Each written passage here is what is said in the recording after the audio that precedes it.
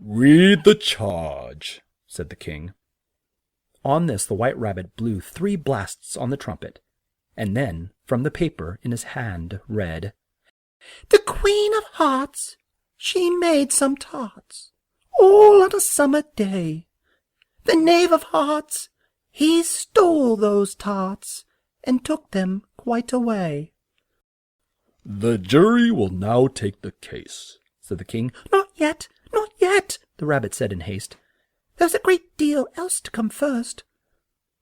"Call the first witness," said the king, and the White Rabbit blew 3 blasts on the trumpet and then called out, "First witness."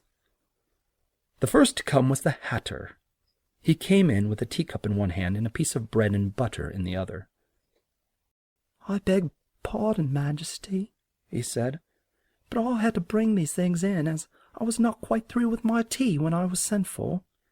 "You ought to have been through," said the king. "When did you begin?"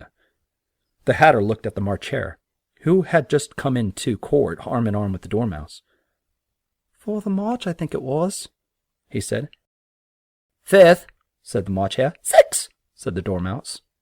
"Write that down," said the king to the jury, and they wrote down all 3 dates on their slates, and then added them up and changed the sum to shillings and pence.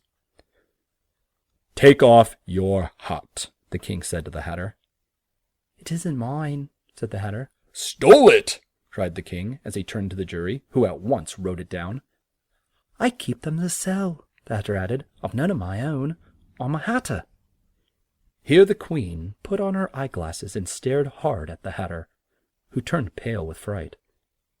"Tell what you know of this case," said the king, "and don't be nervous, or I'll have your head off on the spot." This did not seem to calm him at all. He shifted from one foot to the other and looked at the queen, and in his fright he bit a large piece out of his teacup in place of the bread and butter.